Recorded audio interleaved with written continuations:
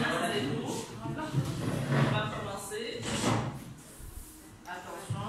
Donc, alors, nous, on va voir la partie relative à l'équilibrage d'une chaîne. D'accord? Donc, je rappelle, Shwaya, la partie c'est la troisième étape de l'aménagement d'une usine. Donc, je rappelle l'étape de l'identification des îlots. Donc, on a appliqué les méthodes Cusiat et King. D'accord? Après avoir identifié chaque îlot, on va organiser l'îlot à l'intérieur. Donc, on a appliqué la méthode de l'antériorité et des rangs moyens. D'accord?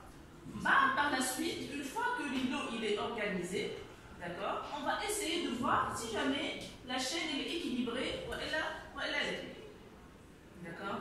Donc, l'objectif de répondre à cette question-là, est-ce que la chaîne est équilibrée ou elle est, c'est que est-ce qu'on peut répondre à la demande du client à temps. Donc, l'objectif final, c'est d'avoir un client qui est satisfait. D'accord? Donc, on va essayer de voir, est-ce que les postes au niveau de la chaîne, le rythme interne de travail, est-ce qu'il correspond au rythme exigé par le client? Elle est. Donc, si c'est bon, donc la chaîne est équilibrée. Sinon, si le poste il travaille à un rythme plus faible que le rythme exigé par le client, c'est qu'on ne pourra pas livrer au client à temps. Donc, on essaie de trouver des solutions pour améliorer le rythme de ce poste-là, d'accord, pour qu'il soit au même rythme du client.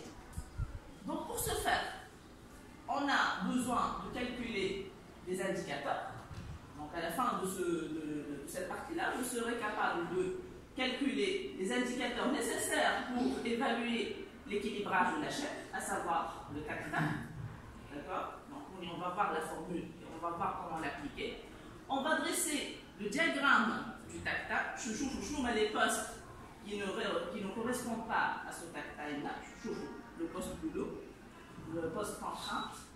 Et comment on va essayer de trouver les solutions pour résoudre les problèmes de l'équilibrage. J'espère que le petit récap il est clair. D'accord? Quoi d'autre? Je vous conseille de poser des questions. D'accord? Essentiellement sur les parties c'est très intéressant de la formation interne. C'est très intéressant les stages de perfectionnement, l'étude de cas. Nous avons les projets de fin d'études. D'accord? On va essayer au maximum avec des cas pratiques. D'ailleurs, à la fin de cette partie, on va vous demander un travail sous forme de synthèse, un projet. Et vous allez essayer de travailler un peu sur terrain. Le projet, ça va être un projet en commun avec la matière simulation, modélisation plutôt et simulation des flux. D'accord? Je trouve que l'objectif interne, c'est d'avoir une vision d'ensemble. D'accord?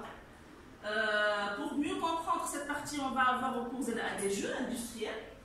Les jeux industriels, ça vous permet de mieux comprendre la problématique qu'on va rencontrer et de mieux apporter les solutions. Voilà, j'espère que c'est clair. Si vous avez des questions à poser, sinon, on commence. Madame, est-ce qu'il y a plusieurs méthodes de calcul de l'équilibrage? Plusieurs, mais on ne calcule pas l'équilibrage. On calcule des indicateurs pour évaluer l'équilibrage, pour analyser l'équilibrage de la chaîne. Donc, généralement, l'indicateur pour savoir si la chaîne est équilibrée ou non, pour le TACTA. On va le calculer. D'accord? C'est bon? Voilà, je vous remercie.